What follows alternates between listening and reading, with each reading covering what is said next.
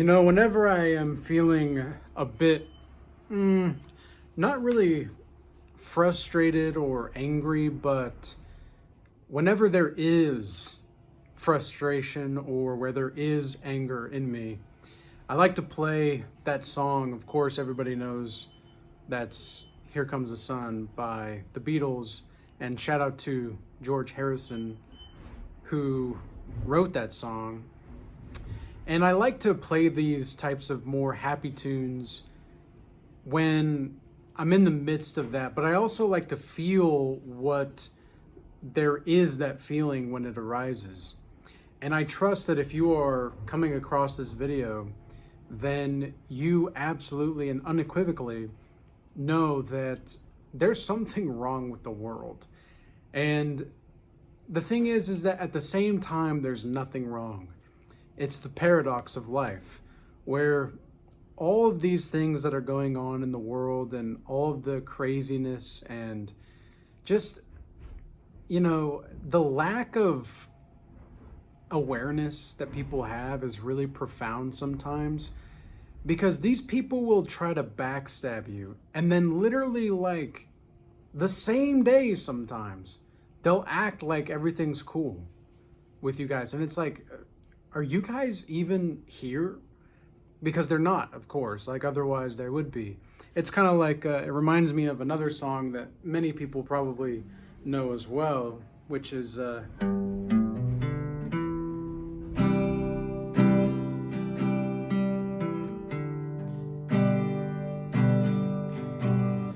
Wish You Were Here by Pink Floyd.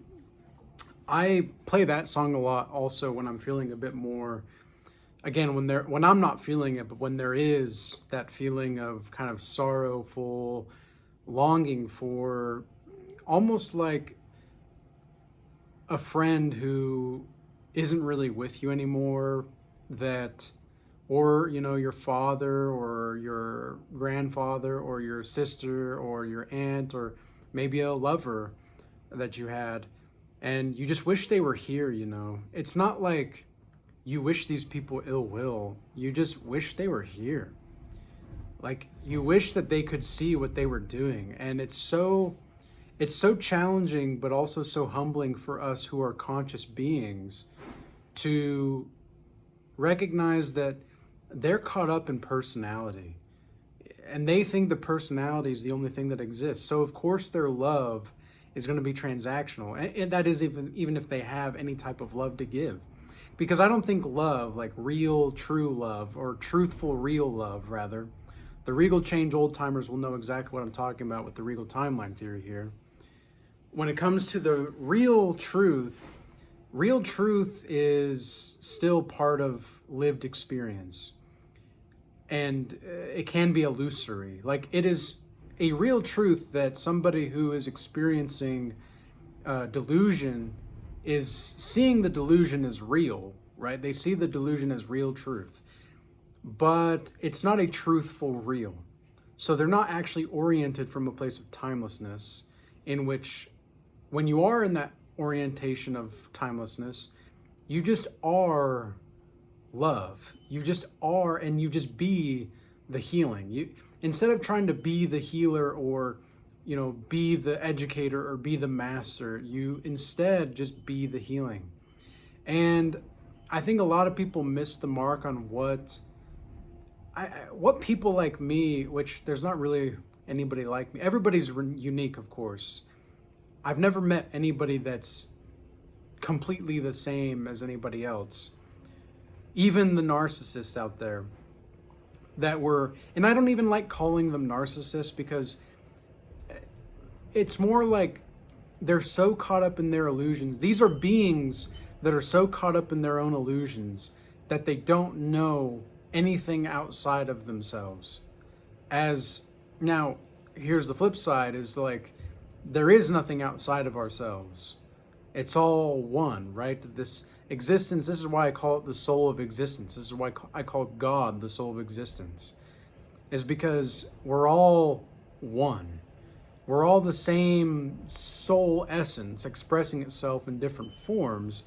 It's just a matter of how that looks and why it is the way that it is, well, we don't always need to know why. You know, there's another great song. It's called Paradise, and I don't know if it's by Richie Havens, but I do know that he sang it a lot, and it goes something like let's see.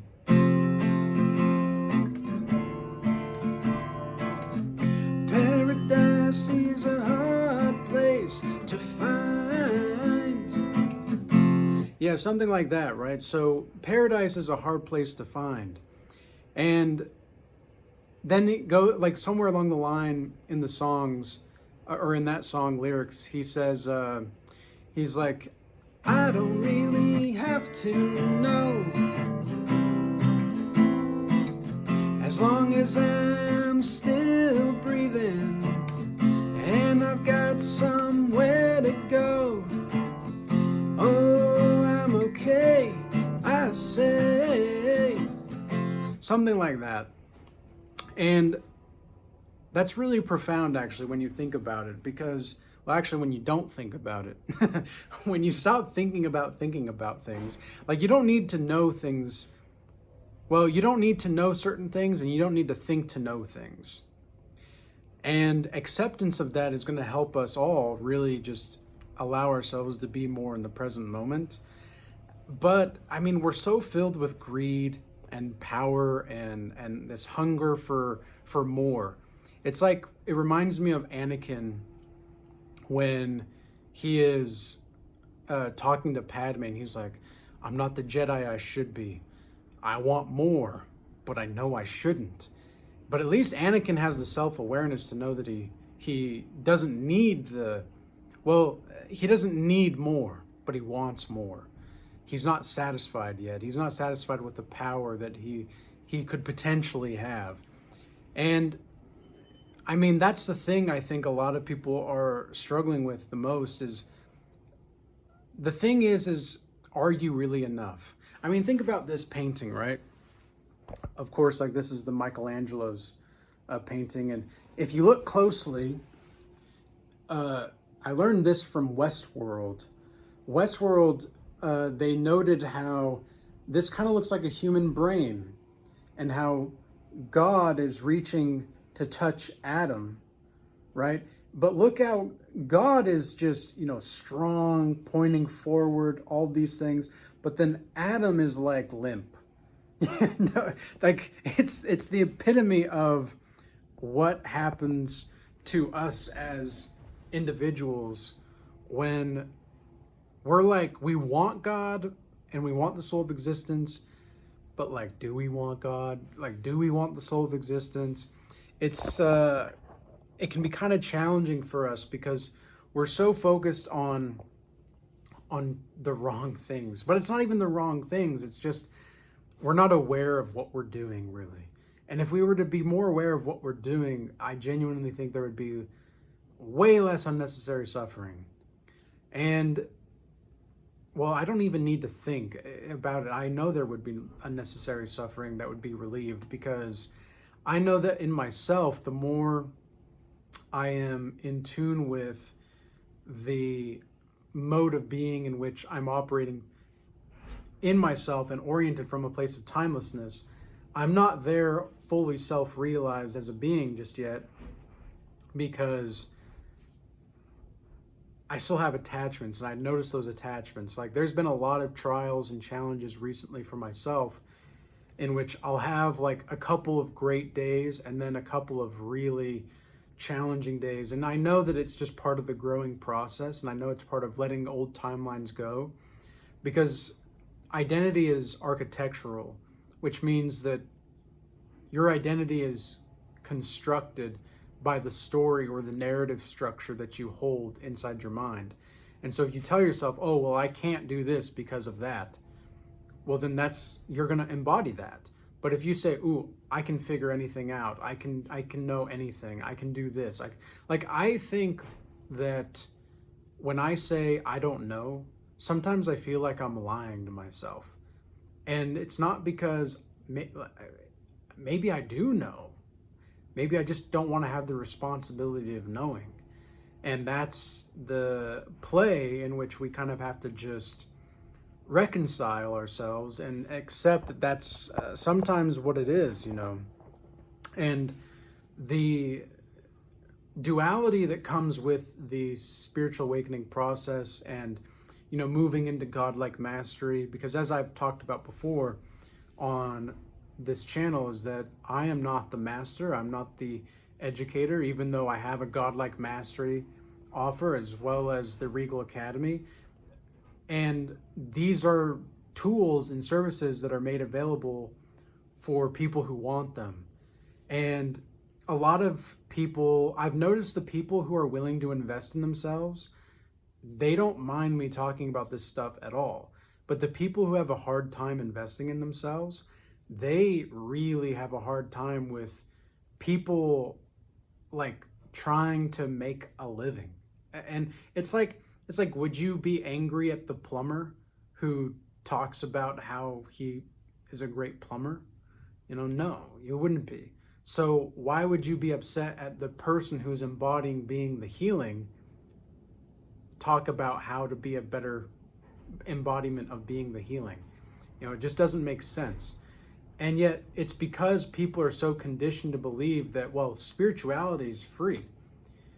Well, this material world, it isn't real, so it's not really a factor. Like, truth should be free. Well, the truth will set you free, absolutely, but some people don't deserve the truth. And it's not because they don't deserve it as in they're not worthy of it. It's just that sometimes people aren't ready for it. Remember in The Office, I haven't seen this for a long time, but I'm just thinking about it right now. Remember in The Office when Pam is pregnant and Jim, they're married at that point, right? Oops, spoiler alert. So Pam's pregnant and there's an intern coming in, and the intern is like this objectively attractive woman who's trying to like hit on Jim, and Pam asks if she asks Jim if he finds her sexually attractive. And you know, they do the office thing and they cut to Jim in the office space where they're like doing the documentary one-on-one, and he says, no, of course I'm not going to tell my 9 months pregnant wife that I find her replacement objectively attractive. It might be true, but it doesn't help anybody. That's exactly the same thing why I concentrate on certain videos and certain modes of being more than others, is because I know that sometimes I might say the truth, but it doesn't really help you and it doesn't really help me. It'll just make things more complex for the person who's not ready to be fully individuated. And I mean that with just utmost sincerity, because I know there was a time where if I were hearing the things that I was hearing now that I was telling myself like 10, 20 years ago, I wouldn't have even comprehended it. And I'm 29. I'll be 30 next month, but I don't even want to think about birthdays anymore. Like, part of timelessness is like erase time, as in like erase calendars, lunar calendars, solar calendars, all these things. Like, it's the whole system that we're in is designed to keep us in the system. And we're so entrenched in the system that we don't even know we're in the system. And of course, to some people, it's like they totally get that. They totally understand this.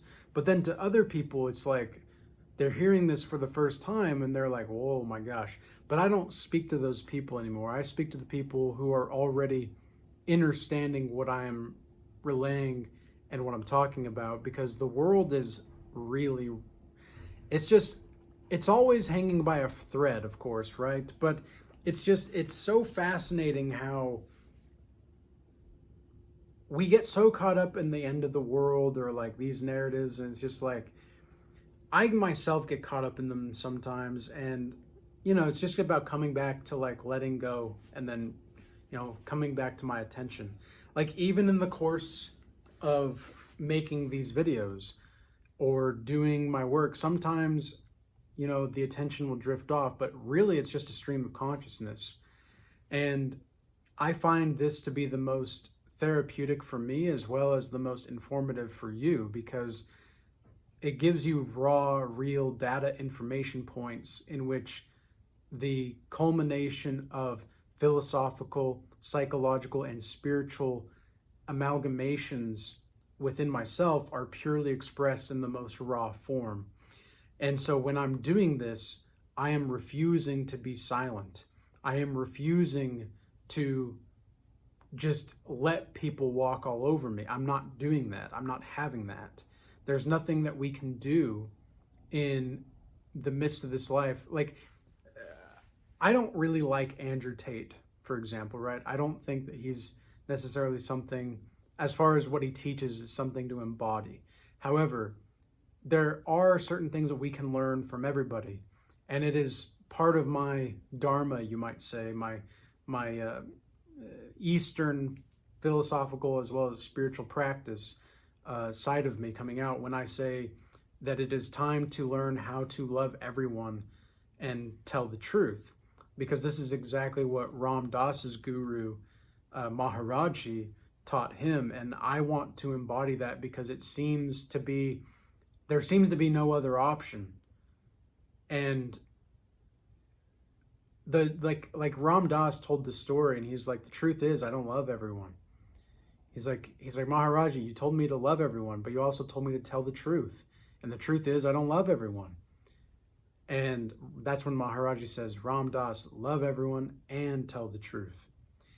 And that is such a profound story in of itself, whether it's true or not, whether you believe in gurus or you don't. It's just the story, the narrative in of itself relays a spiritual teaching that is beyond just mere everyday life.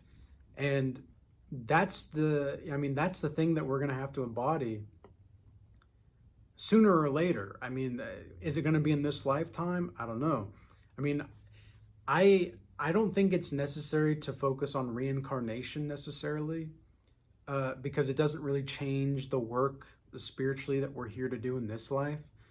But at the same time, it's like, well, but why wouldn't I want to be free now if I could be, right? Like, if I could be free now, if I could be a free, fully self-realized being, I could be. And the thing is that you can't use religious vertigo to describe being free. You can't blend in with the religionists and still be you can't be free. There's just no way, because it's still part of the system. And I learned this, the hard way. I kind of think that you kind of have to learn things the hard way sometimes. But something that I was going back to Andrew Tate, right? So something Andrew Tate talked about was just how you really need to accept that everybody is in this for themselves. And he's obviously not the first one to say this as well, but there's something in the way that he described it from his perspective that just really made it seem like, yeah, this dude's a shark, or this guy is a predator. And it's useful to know this. It's useful to see the types of traits that predators have, because then you can see when the predators are trying to attack you, right? And it's not like you're a prey, but it's not like you're a predator either. It's like when Christ says, I send you out and you're going to be in the world, but not of it, right? And also, you're going to be wise as serpents, but harmless as doves. This is the totality of being. When you are like in the Tao Te Ching, it talks about the emptiness of the Tao, and how the more empty you are, the more fulfilled you are, and the more overflowing you are. That's exactly the same type of thing. It's exactly the same type of thing. It just doesn't always feel like it or seem like it, because we're so used to things going a certain type of way. And when it doesn't go our way, we get upset. But, there's something wrong with the world, and that's okay, because even in that something wrong, there's actually quite a lot of things going right. It's all perfect. Like, that's really what I want to leave you with today, is that it's all perfect. It just doesn't always feel that way. And that's where we just have to trust grace is running the show, because that is what's going on. So with all that being said, I trust that this message reached those that have eyes to see and ears to hear, and that are ready to receive this type of message. And be blessed, like you never really know how your words can hurt or build somebody up. And you want to get to a point to where you can just allow everything, be that open-hearted individual, and be the healing, be the education, be the mastery education. And that's what I'm embodying in the spirit of the time, is I'm the godlike mastery education. I'm not the godlike master. I'm not the godlike educator. I'm just simply the godlike mastery education, because I know that I still have a lot of work to do myself, but I know that I've also done a lot of work, but I'm not hyped up about it. I'm not getting, I'm not attached to it. But I'm also very grateful for what I have been able to do and what I've been able to remember ultimately. So with all that said, peace be with you. Be blessed. Until next time.